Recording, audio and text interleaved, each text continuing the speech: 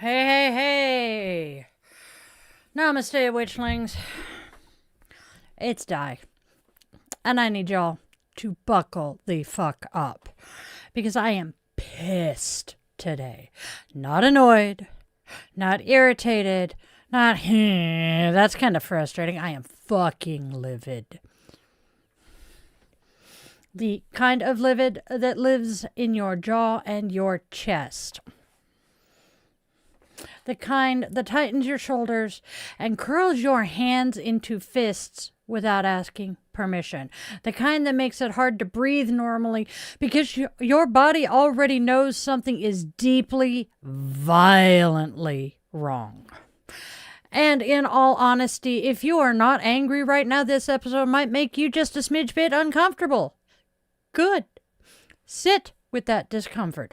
Don't scroll past it. Don't spiritually bypass it. And don't slap a love and light sticker over it and pretend it went away.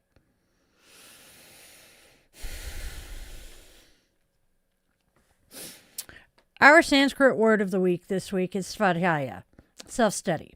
But let me be abso-fucking-lutely clear. Not the cute, sanitized Instagram version. Not the journal a little, light a candle, pull a card, and call it healing bullshit. Svadhyaya is radical self-examination. It is the practice of dragging your beliefs into the light and asking where the fuck they came from. It's looking at what you say you value. Justice, compassion, equality, empathy. And comparing that to what you actually tolerate. Svādhyāya asks you to look at yourself without flinching. No excuses, no hiding behind politeness or comfort or, well, that's just how things are. So no, today I am not here to soothe you, and I am most certainly not here to make this shit palatable. I am here to ask you a question that will probably piss you the fuck off. Who are you really? When the people being harmed don't look like you. Because right now, the world is on fucking fire. people are being brutalized in plain sight, and some of y'all are still pretending you're neutral. Spoiler alert, neutrality is a choice, and it ain't a good one. So, my friends, I'm going to take a sip, and we're going to get started talking about the shit that's got me pissed this week. If I can get my water open. Yeah. Don't forget to do the whole like, share, and subscribe thing. It kind of gets our reach out there a bit more. I am doing this so y'all watch me do it and you know what I'm drinking. I know what color it turns. I couldn't find another flavor tonight. All right, y'all. We are talking once again about ice.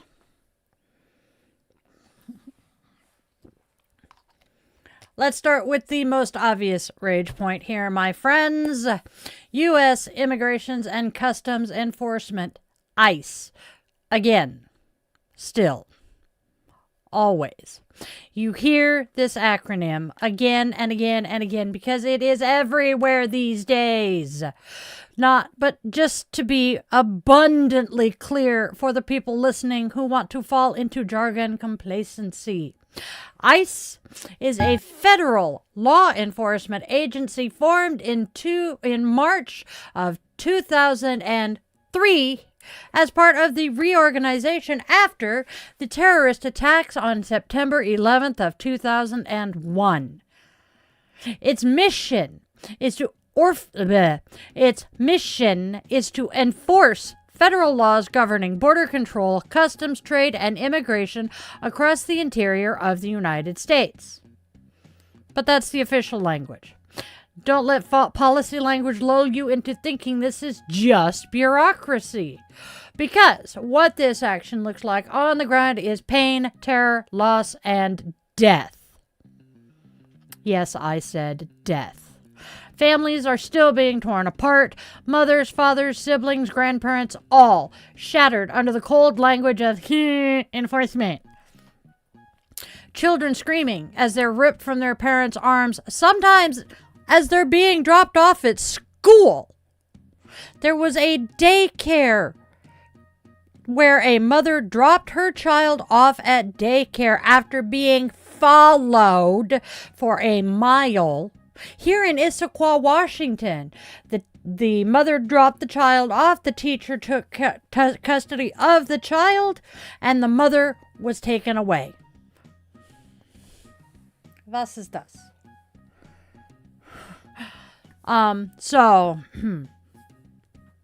Children screaming as they are ripped from their parents' arms.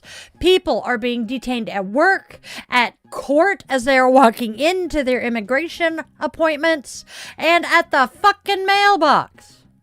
And then in Minnesota, where the focus of this current surge is, the presence of thousands of federal agents is not abstract. It is violence in fucking real time. There are more ICE agents in Minnesota than there are undocumented immigrants in Florida. Did I get that backwards? Anyway, now, correction. Okay, I had my facts wrong. I'm getting numbers jumbled in my head. There are more ICE agents than in any other city, and there are more undocumented immigrants, correction, in Florida than there are in Minnesota. Figure that one out. Why are they focusing on Minnesota? Now, by at least a factor of 10.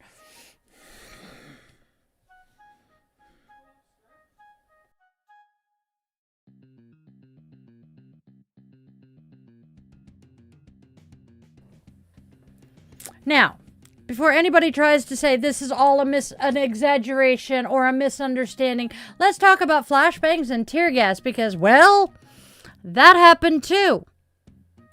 There was a family coming home after feeding the homeless. Let me repeat that bit. They were out feeding the homeless. Kids in the backseat, groceries and supplies in the car, no weapons, zero threat to anybody, zero criminal activity. ICE agents deployed flashbangs and tear gas anyway on a family vehicle with kids inside. Those kids didn't just get scared a little bit. They ended up in the ER, coughing, burning eyes, respiratory distress, and trauma that doesn't just disappear because someone later goes, oops, sorry. And if your first instinct is to ask, well, what did the family do? What did the parents do? Stop right there. That instinct right there, that's Svādhyāya tapping you on the shoulder and saying, hey, pay attention to yourself, because no amount of paperwork, suspicion, or procedure justifies chemical weapons being used on children. Period. Full stop. Children. Flashbangs and tear gas are not crowd control when they're used on families. They are acts of terror. And when the response afterward from human beings is silence, excuses, or, well, the agents were following protocol, we need to be honest about what that protocol actually prioritizes, and it sure as fuck ain't human life. Let that one burn in your gut for just a minute. Because this isn't just some remote border enforcement operation. This shit is happening in people's neighborhoods. And it is not isolated. Just this week, a U.S. citizen, repeating those words, U.S. citizen, named Chongli Scott Thao, was detained at gunpoint by ICE inside his home, forced outside in sub-freezing weather while wearing nothing but his skivvies because agents claimed he matched a suspect description, even though he was a longtime citizen with a clean record. Think about that for a minute. He matched the suspect description, so they made him freeze outside in his goddamn skivvies, despite having a clean record and having been a citizen for years. You don't have to be undocumented to be terrorized by this agency, do ya? You just have to be somewhere federal enforcement decides to escalate. Okay, so let me say this one slowly so the folks in the back who still want to treat this just policy can hear every fucking word. There is no moral version of terrorizing children, and there is no ethical framework where killing a mother in her car while her kid waits at school is okay. There is no compassionate justification for dragging a fucking citizen from his home and parading him around outside in near zero temperatures without apology.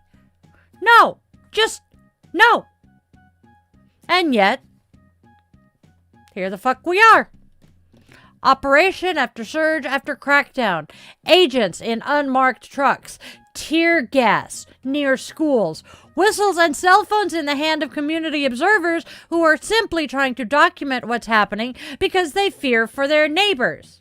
And this isn't ancient history. It is happening right the fuck now. This is violence rolling through everyday American neighborhoods. This is parents being killed. This is citizens being terrorized. This is people's dignity being stripped the fuck away under the banner of national security.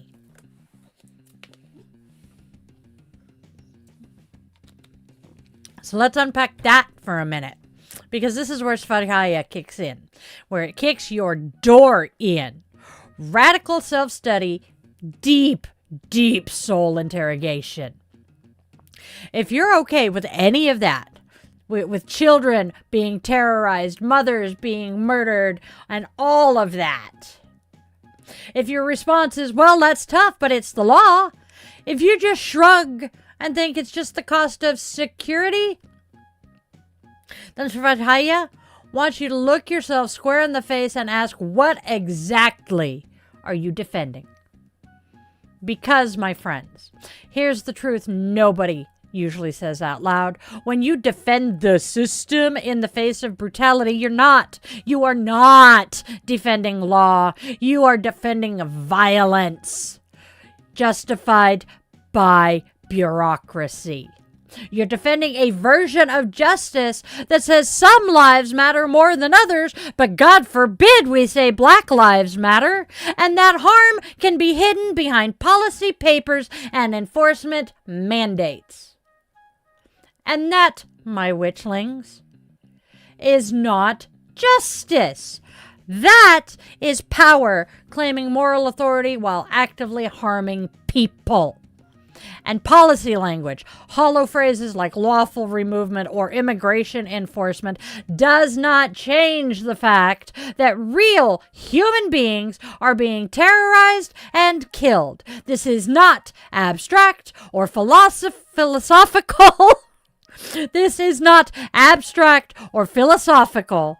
This is actual violence carried out in everyday places, neighborhoods, homes, school zones, the local parking lot of your gods be damned Target.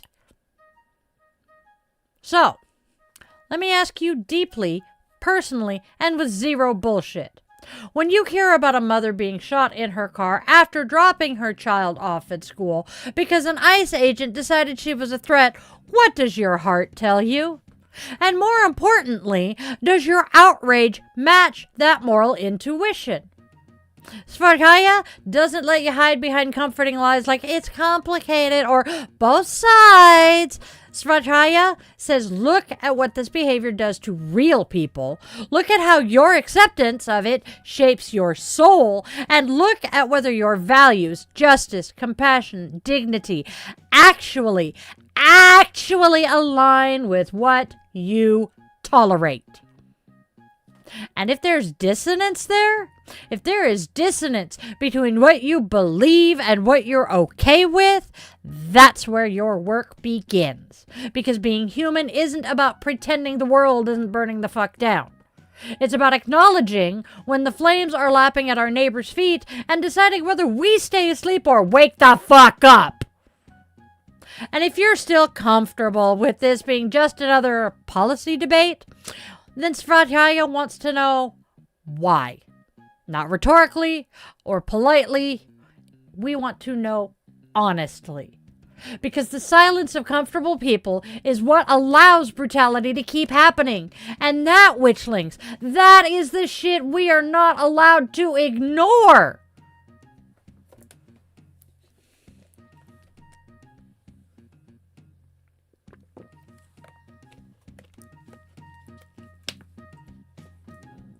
Now, let's actually talk about Minnesota. Because if this right here doesn't make your stomach turn, I genuinely need you to examine your soul. And I'm not saying this to be cute. I mean that as a genuine spiritual diagnosis, like, sweetheart, darling, your conscience might be sleeping on the job here. So here's what happened, all right? In St. Paul, Minnesota, protesters interrupted a church service at City's Church because they believe one of the pastors, David Easterwood, is also the acting director of the local ICE field office. Let me say that one again, because y'all really got to hear this. I'm going to say it slow so it lands where it needs to. A man preaching love, grace, compassion, while actively, allegedly, holding authority in a system that cages human beings and shatters families. And I do not want to hear the, but he's just doing his job line. That's as bad as he was just following orders. Not today, not on my show or in my chat, and most definitely not in my spiritual house, y'all. Because here's the thing. Jobs are choices. And the people who benefit from violence always want you to treat their choices like weather. Oh, it's just how it is. Oh, it's complicated. Oh, it's policy. No, we can't mix politics and church. Let me be abundantly clear here, my friends. You cannot serve both God and the boot. You don't get to preach mercy on Sunday and then turn around and oversee cruelty on Monday. You don't get to lay hands on people in prayer while other hands are dragging people into vans on your orders. You don't get to talk about the love of Christ and then participate in a machine that thrives on fear, surveillance, and force. I'm emphasizing machine because how many people are complaining about Rage Against the Machine going woke? What machine did you think they were raging against? And if your immediate response to his church being entered is, church isn't the place for protest, honey, I need you to sit very quietly, like real quietly, and ask yourself, why does the disruption of the service bother you more than the violence?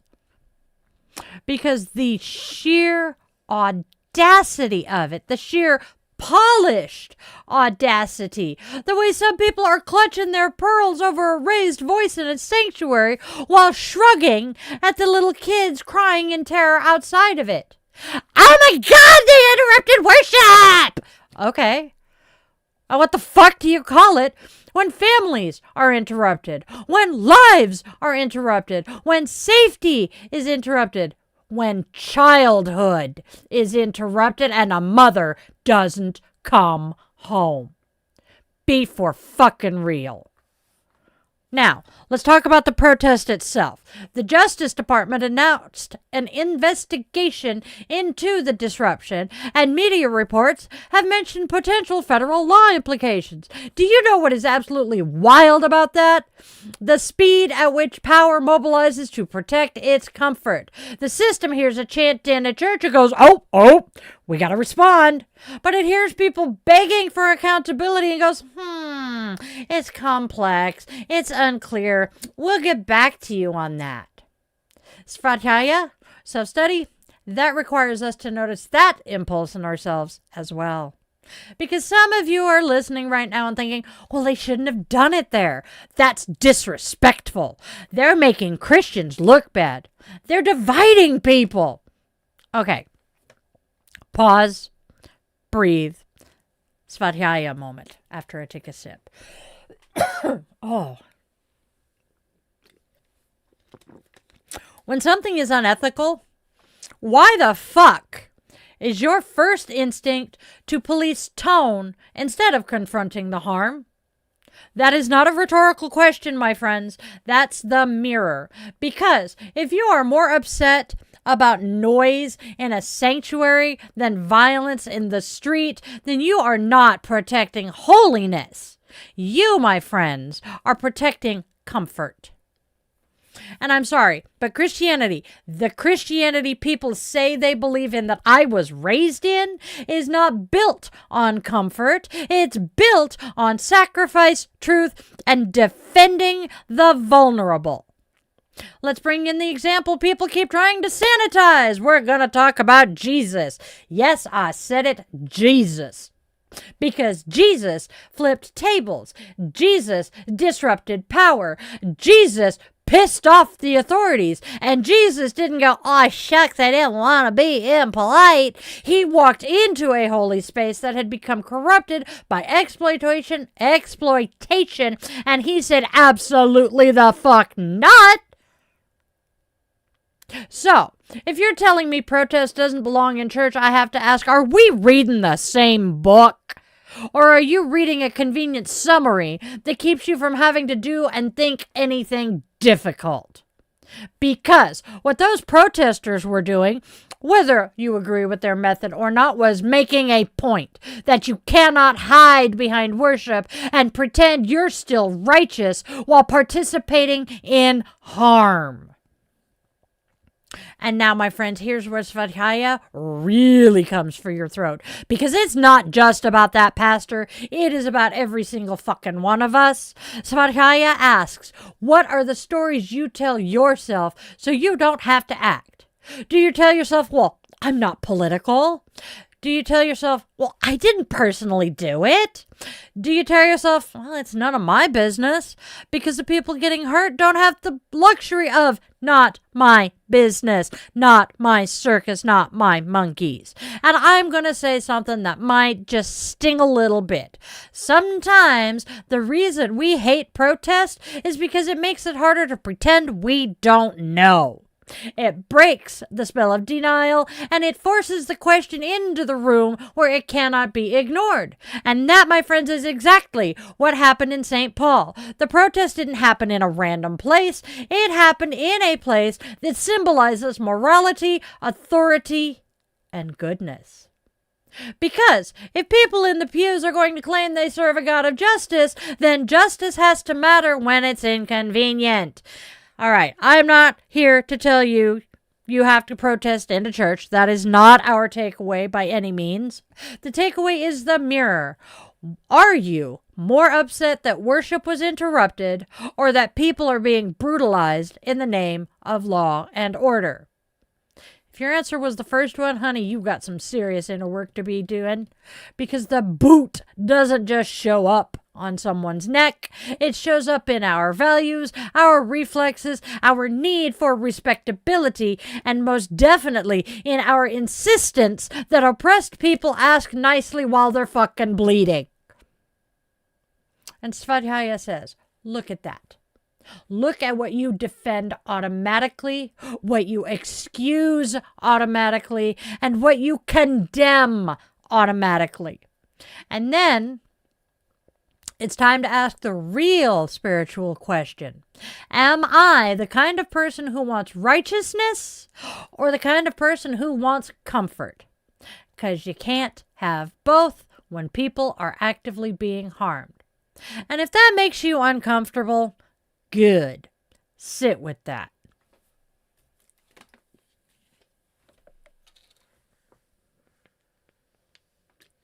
Mm-hmm. Oh, really? All right. Moving on. Now let's widen the lens a little bit. Because, y'all, if you think all of this violence and cruelty is just a domestic issue, just ICE, just immigration, just policing, honey child, you are missing the bigger, uglier picture.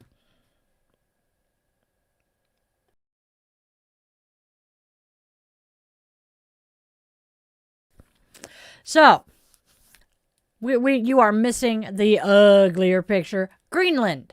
Yes, my friends, that Greenland. The fact that the idea of the United States occupying, acquiring, or otherwise asserting control over Greenland has resurfaced should make your blood run cold. Greenland. Gah. And if your gut reaction here isn't absolute fucking horror, Svadhyaya is knocking at your door, asking you what stories you have been telling yourself about power. Because let's get something straight right here, right now. Greenland is not empty land. It is not a blank space on a map. It is not a resource cache waiting to be exploited. It is not a strategic toy for powerful nations to pass around like a motherfucking football. It is home. Greenland is home to people, families, culture, language, history, and lineage, and into indigenous Inuit communities whose relationship to that land is older than the fucking United States itself. And yet, here we are once again, watching powerful men talk about land the way colonizers always have. Like it's something that can be taken, bought, or secured for someone else's fucking benefit. What makes this moment especially chilling, my friends, is that NATO allies, yes, the North Atlantic Treaty Organization, an organization the United States is a member of, have begun increasing their presence in Greenland to protect it from us. Let that one register for a minute. Let that hit your gut. Our so-called allies are preparing to defend a territory from us. That, my friends, should terrify you. Because this isn't strength. This isn't leadership. This is empire rot. This is what fascism looks like when it believes it's untouchable. Expansion, domination, dehumanization, all dressed up in the language of security, strategic interests, and national defense. Now, here's where people start screaming, well, it's complicated. No. It's actually not at all. It's the same fucking logic that's been used for centuries. We want it, therefore we deserve it. We're stronger, therefore we get to decide. We'll say it's for everyone's good, whether they want it or not. Darlings, that logic has names, and none of them are good or friendly. Imperialism, colonialism, fascism. Now, if those words make you uncomfortable, good, because they're supposed to. Svādhyāya, radical self-study, asks you to pause here and interrogate your reflexes. Do you believe that some nations get autonomy while others get occupied? Do you believe self-determination is sacred only when it benefits people who look like you or vote like you? And do you believe might makes right when your side is the one holding the gun? Because here's something a lot of people don't like to admit. If you're okay with imperialism when it benefits you, you're not confused, you be compromised. You don't suddenly become ethical just because the flag on the tank matches your passport. And this is where the Greenland conversation connects directly back to ICE, policing, and every fucking thing else we've been talking about. It's the same world view. The worldview that says some people matter more than others, some lives are expendable for the sake of order, and some land can be taken because someone powerful wants it.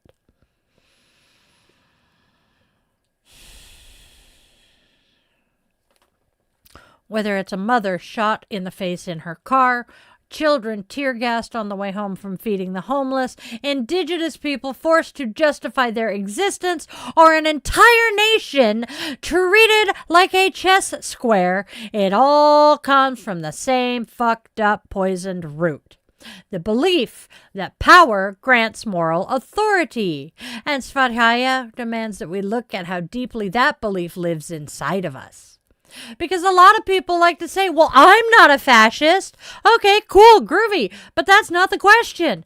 The question is, do you excuse fascist behavior when it's wrapped in your country's flag? Do you minimize harm when it's done for security? Do you tell yourself that it's different this time? Because, my friends, that is how fascism survives.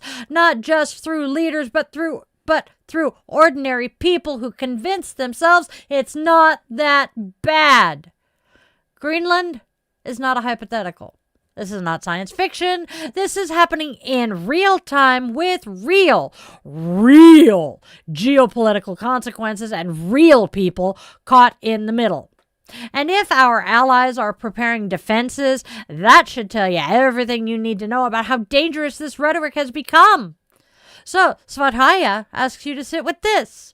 What do you believe your country is entitled to? Where did that belief come from?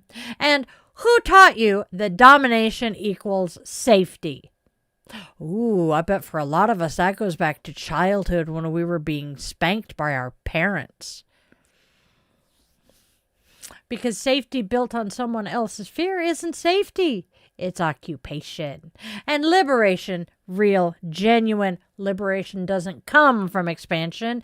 It comes from restraint, respect, and recognizing that sovereignty, dignity, and self-determination are not negotiable, not for individuals, and certainly not for nations.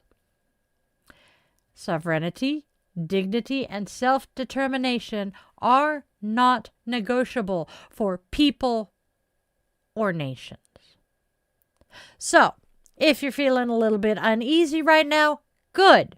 That unease is the crack where the truth is getting in. And if you're still defending this shit,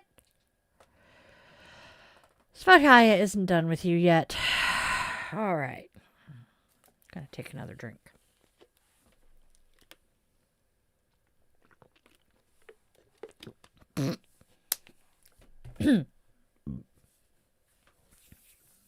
Oh, God. All right, my friends. Let's go ahead and bring this home now. This is the part where I stop. This is the part where I stop talking about them, the agencies, politicians, systems, and headlines, and start talking about you. Yes, you. Because Svádhyāya, real Svádhyāya, does not let you outsource responsibility. It doesn't let you point endlessly at villains and pretend you're untouched by the system that keeps them in power. It doesn't let you say, well, I'm a good person, and call it a day. That screams not all men. Svádhyāya asks you to sit alone with this shit. No audience, no applause, no curated social feed, just you and the truth. So let's ask the questions you cannot dodge. Are you okay with people being judged by the color of their skin? And I don't mean, do you say you're not racist? I mean, are you okay with it in practice? When it shows up as policy, as profiling, when it shows up as who gets believed, who gets surveilled, who gets shot, who gets detained, and who gets the benefit of the doubt. Are you okay with women being shot to death while complying?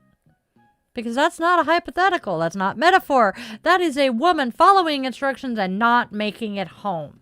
That is a mother whose kid waited at school for a parent who never came back. And if your reaction is to immediately ask what she did wrong, Svádhyāya is already raising an eyebrow. Are you okay? Are you okay with children being traumatized for life because their parents dared to exist while brown? Kids with chemical burns in their eyes from tear gas. Kids waking up screaming because they watched armed agents swarm their family. Kids who now associate uniforms, authority, and safety with fucking terror. And if your answer to any of those questions is no, and I sure to hell hope it is, then here's the follow-up that actually matters. What directly the fuck are you doing about it? Because outrage without action is just performance. It's catharsis for you, not protection for anybody else. And silence? My friends, silence is not neutrality. Silence is not peacekeeping. Silence is not staying out of it. Silence is consent. Silence is taking the side of the oppressor and the violent ones. You don't get to say, well, that's awful, and then vote, donate, speak, and behave in ways that uphold the system causing the harm. You do not get to repost a hashtag and then clutch your pearls when someone disrupts the status quo. You don't get to call yourself compassionate while protecting your comfort at the expense of someone else's life. Svádhyāya does not let you off the hook like that. It says, look at yourself, your comfort, and what you are willing to sacrifice and what you're not. Because, here's the thing, most injustice is not upheld by cartoon villains. It's upheld by ordinary people who benefit just enough to look away. Pretending who don't like what's people who don't like what's happening, but don't dislike it enough to risk anything. People who say, well, I agree with you, but it's complicated, but it's not my lane, but I don't want to cause drama, but I might lose friends, but I might lose followers, but I might lose my comfort. Svādhyāya hears every one of those buts and asks a very simple question. Who pays the price for your comfort? Because someone always does. And I want to be abundantly clear here. This is not about purity. This is not about being perfect. And this is not about shaming people who are learning or unlearning. This here is about honesty. Honesty about where you are complicit, where you are passive, and where you benefit from systems you claim to oppose. Svādhyāya is the practice of telling yourself the truth, even when that truth is inconvenient and uncomfortable as fuck. It's noticing when you feel defensive and asking why. It's noticing when you feel called out and asking what part of you feels threatened. It's noticing when your first instinct is to explain, excuse, or minimize, and asking what you're protecting. Because, my loves, growth doesn't come from being comfortable, it comes from being accountable. And here's where I want to slow this down for a second, because I know there are some of you out there thinking, okay, but what do you want me to do? What I want you to do is I want you to stop lying to yourself about what you can't do.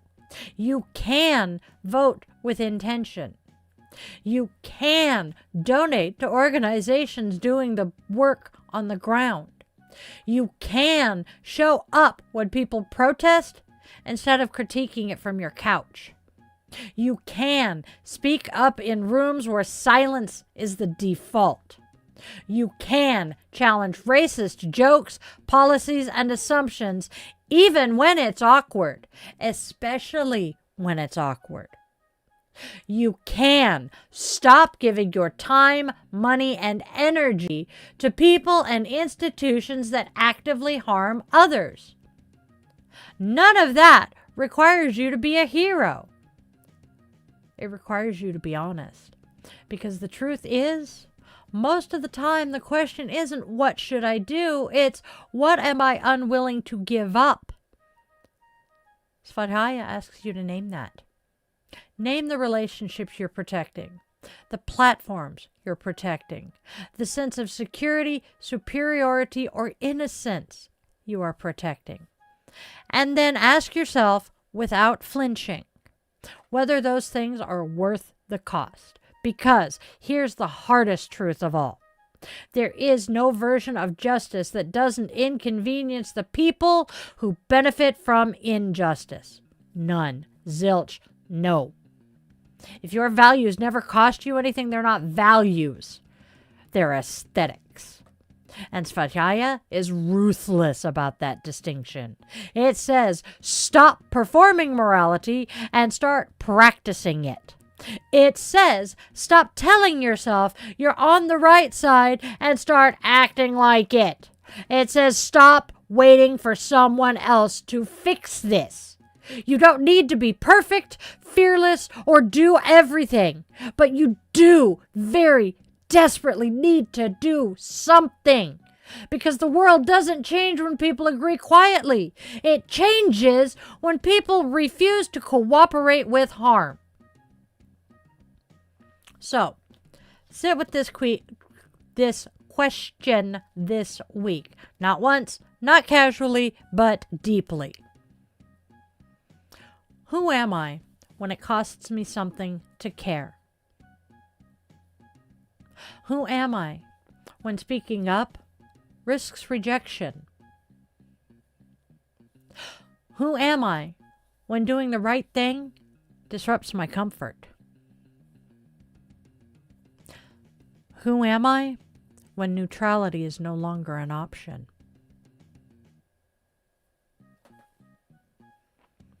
Svādhyāya isn't about self-improvement. It's about self-honesty. And if this segment made you uncomfortable, good. That discomfort is the beginning of integrity. Stay with it for a minute.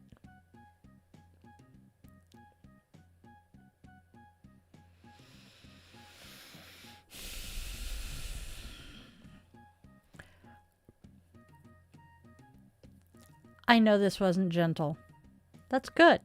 It was never meant to be. You are not required to be comfortable while other people are being destroyed. You are not required to see both sides when one side is violence, domination, and dehumanization. You are not required to soften your voice to make cruelty easier for others to digest. What you are required to do, spiritually, ethically, humanly, is do better once you know better. And now you know. You don't get to unknow the families torn apart. You don't get to unknow mothers shot dead while complying. You don't get to unknow children tear-gassed, flashbanged, and traumatized. You don't get to unknow indigenous people forced to justify their existence. And you don't get to unknow land treated like a prize and power treated like morality. So, here's your Svādhyāya for the week. Not a mantra, not a journaling prompt you forget by Tuesday, but a question you carry in your body. Who am I when it costs me something to care? Not when it's easy or popular or earns applause. Who are you when caring risks discomfort? When it risks awkward conversations? When it risks being labeled too much, too angry, too political, and too loud? And don't rush to answer it. Don't polish it. Don't justify your way out of it. Let it burn. Because growth doesn't come from silence. It comes from truth. And sometimes truth is loud as fuck. Sometimes truth flips tables and cracks whips. Sometimes truth disrupts worship. Sometimes truth refuses to whisper politely while people are being harmed. That doesn't make it wrong. It makes it necessary. And now, this part very much matters because rage without grounding will eat you alive. Let me remind you of something just as real as everything else we've talked about tonight. Spread love. Spread joy. And spread kindness. Not the performative kind, not the passive kind, but the kind that shows up. The kind that protects. The kind that refuses to abandon people when things get hard. There is enough hate and darkness in this world today. Let us choose to be beacons of light and hope for those stumbling, scared, and simply trying to find their own way.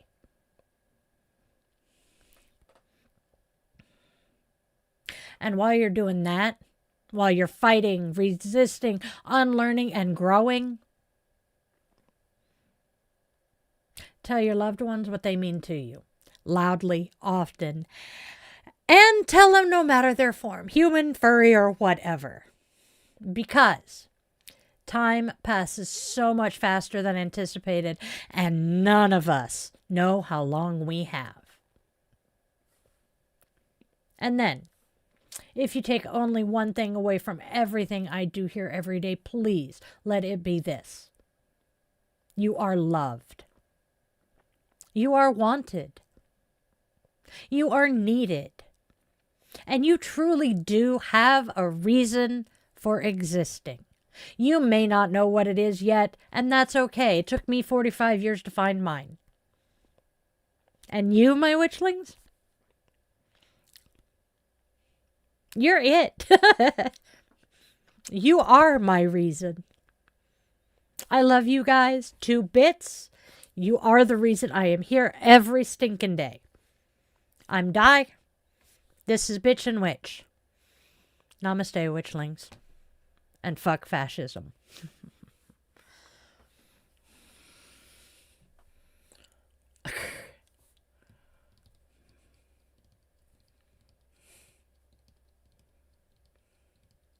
Checking in with chat.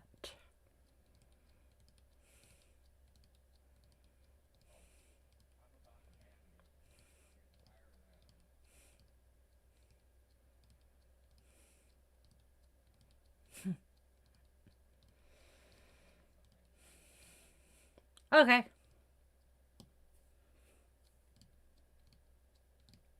I wonder how many of them recognize what the fuck my shirt stands for. There's a reason I'm wearing this shirt tonight.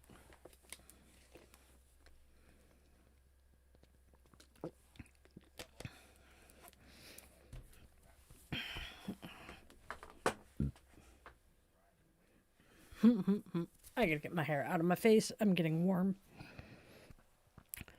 But I seriously wonder how many people recognize what my shirt is. Please, let me know in the chat if you do.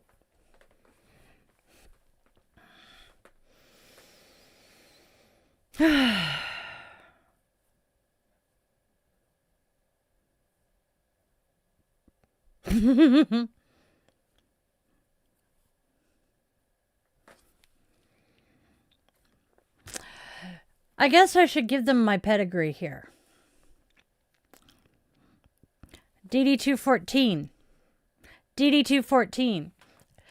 That is the form that an active duty person signs when they are released from active duty, acknowledging that release. I am a veteran. I am a Navy brat. That same sailor, when he left the military, became a police officer, so I'm also a cop's kid. I am a Navy grand brat, twice over. My mother's parents were both active duty Navy during World War II, so you might say they were the original Antifa. 2 of my 3 older brothers served in the Navy.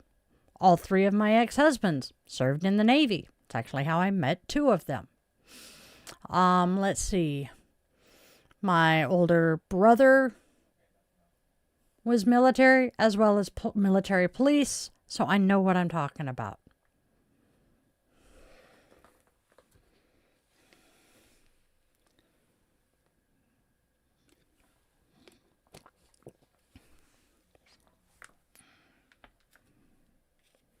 Nope. I've heard... Yeah. Communicating with the producer. Confirming facts. All right.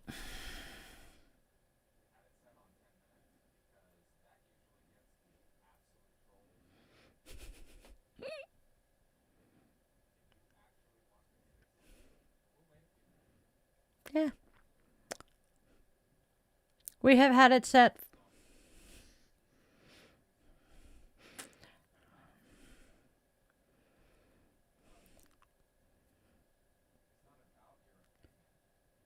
I speak facts, not opinion here, my friend.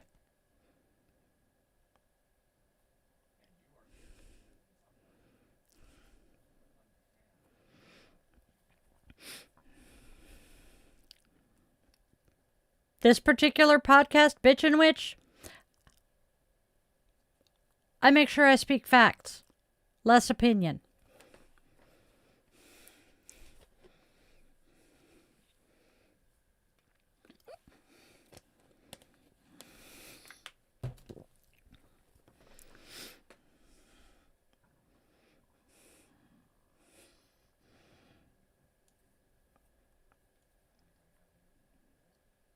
Anybody else have much to say?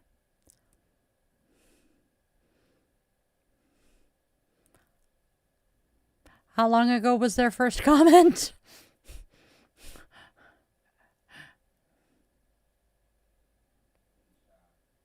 Mm-hmm.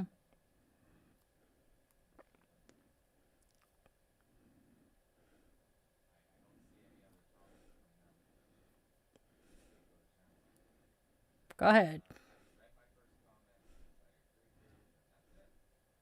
So your first comment was that I won't even read the comments? Yes, I check in with the comments. But yes, I stick to my script while I'm doing most of it. And we hide the comments from me because I will get distracted. I am an ADHD bitch. Which, both. So...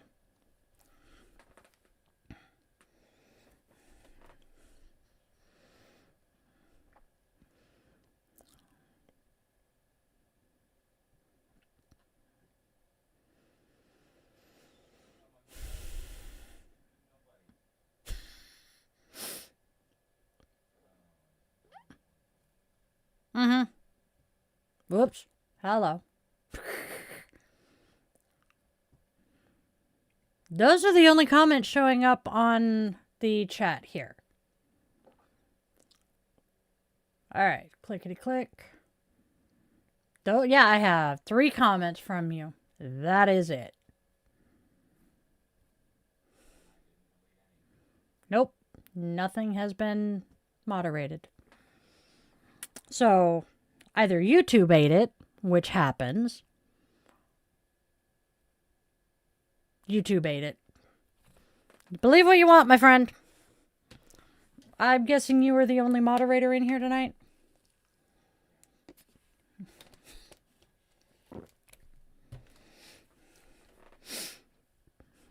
I have too many... Yeah, go ahead. Screenshot. That works. Live shot. That works. I feel like I bit the inside of my lip.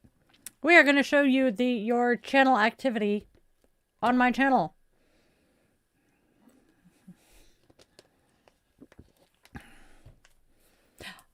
It's actually only... yeah. This is fun to watch. Yep. I think so.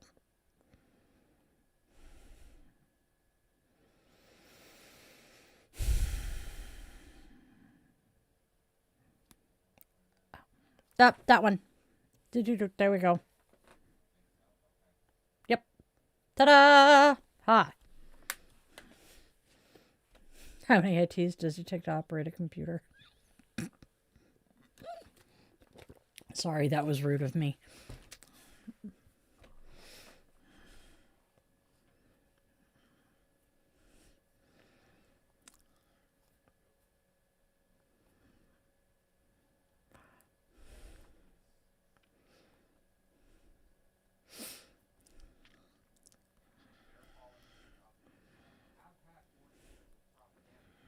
We have.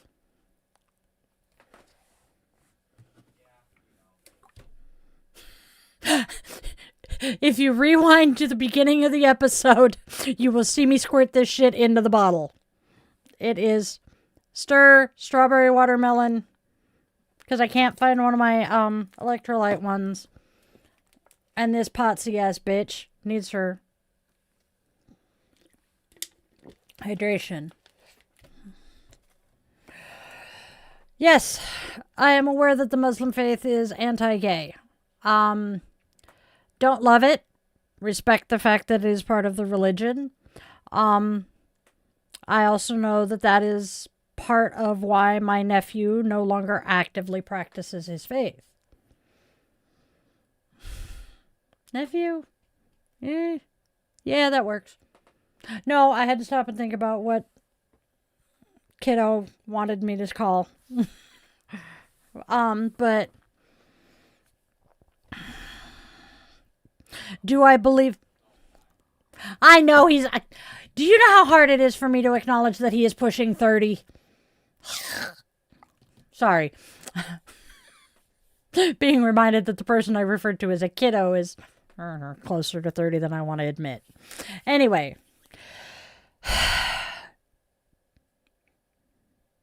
Do I approve of the fact that they are... Do I approve of the fact that a religion is essentially... No, not essentially. Is homophobic? Do I think that's the right way to go about things? No. Because... ostracizing a person for something they have no control over just does not sit right with me. And so I don't like it. However, I am not the one in charge of that particular religion, and I have no say, so I can't control it. That is true too.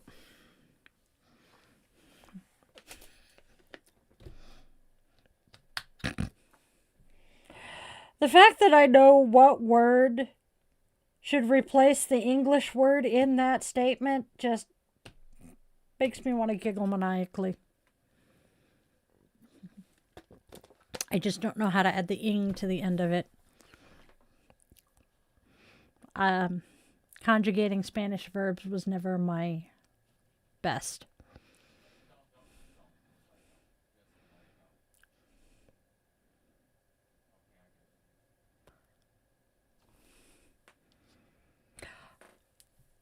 Am I the Christian YouTuber you're referring to, hun? Because if I am, I got some news for you.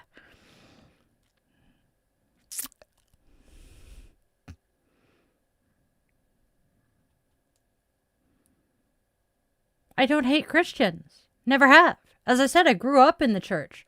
My grandfather was an Episcopal priest. I have great respect for the Episcopal Church.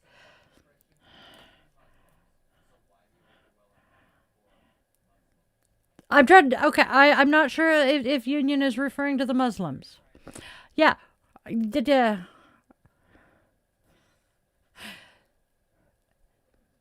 I don't hate Muslims because I don't hate people based on their religion. I can dislike some of a religion's teachings. I absolutely loathe the Roman Catholic Church for many of their teachings. Do I hate the people who are Catholic? No, I've known quite a few really awesome Catholics. Yes, I hate behaviors I do not, and certain beliefs, but I don't hate the people. Dislike the organization, hate the people. There we go. I'm confusing the fuck out of myself.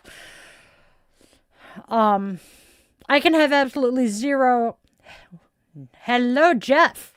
I can have absolutely zero respect for a religion or an institution, but I will not hate the people who use it. I mean, oh, dude, Muslims get mocked all the time by the right wing here in the States. And honestly, I'm an equal opportunity mocker. I will mock everything, including my own religion. Get me started about the fluffy bunnies. Oh my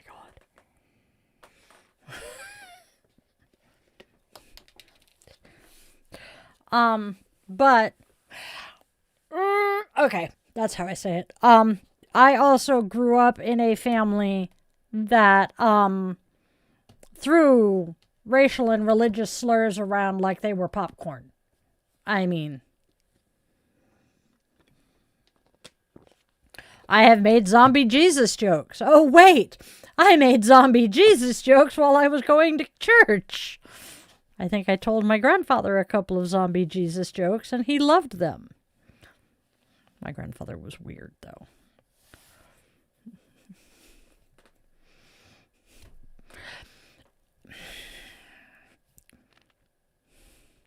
I am a survivor of trauma. And because of that, I all but go out of my way to not cause trauma to anyone. I am here to spread love, joy, and kindness, to impart knowledge and information to people who don't understand. I have this weird gift of being able to break things down and make them understandable for people. I love doing that. I love sharing knowledge. It's a me thing. It's my autism going, haywire. I will do it with sarcasm and snark because, hi, I'm a Zennial, Gen X thing. But I don't. To put it bluntly, I have been sexually assaulted and I don't even hate my assaulter. So I don't hate. Well, okay, there's one person, but she deserves it. It's just not part of who I am. I will make fun of people for stupid shit, but there are certain things that I will not do. If it is something that you choose to do, such as your religion, your hairstyle, your hair color, your glasses, your fashion, any of that, that's fair game. If it is something about you that you have zero control over, where you were born, your sexuality, the color of your skin, or any of those things, no, I'm not going to make fun of you. I am not going to make fun of someone for their income level or their social class, because oftentimes that is not something that is easily changeable. I will not mock someone for their disability. Hi, disabled. I already said I'm autistic, ADHD. I've got a bunch of shit going on. But I won't mock people for things that they cannot easily change about themselves. I will say this. I think that what the United States is pulling with the Iran situation is a bunch of bullshit. I am not up to date enough on what exactly is going on over there. Please trust me, this is not an invitation to tell me. So I am not going to speak to it. I am not one to pull shit out of my ass and talk about stuff I don't know about. That goes against every moral fiber I have. That's why when I was fact-checked at the beginning of this, when I fucked some of my numbers up, I corrected them as quickly as I could. Hey, DNA! God, good to see ya! I am nothing if not honest. And if you can prove that I have something wrong and I am incorrect about a fact, I will own up to it, I will apologize, and I will correct myself. Because that's how we learn. And, as I said during the podcast here, and courtesy of Maya Angelou, when we know better, we do better, or we can do better. That is my goal.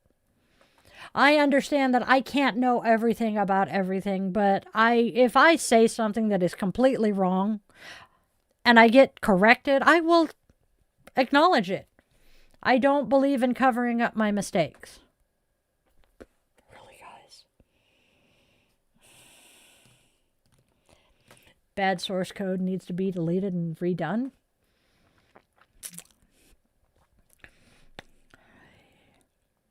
Yep. ¿Dónde está?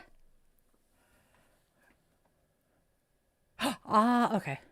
Oh, I see that now. Groovies. I see that. I do occasionally spit out some random Spanish phrases. I used to be semi-fluent. I've lost most of it over the last 30 years, but bits and pieces of it are coming back because I have an amazing family that moved in next door who are Hispanic, and I'm listening to them and remembering more. It's so glorious. I also have I have a weird obsession with the word glorious. Go figure.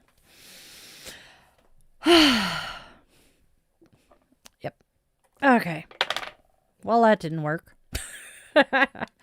All right, my darlings, my dears, my witchlings. We are usually here 1:30 p.m. Seattle time. I'm Seattle-based every day for Dai's Daily Divination and Self-Care. Come on over, watch me pull some tarot cards, some oracle cards, and we'll have some fun with it.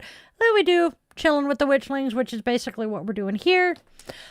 Tuesdays and Thursdays are my podcast nights. Yeah, I'm far less political. I keep politics out of my daily shows. Tuesday and Thursday nights are my podcasts. We talk politics and current events that have me pissed the fuck off on Tuesdays.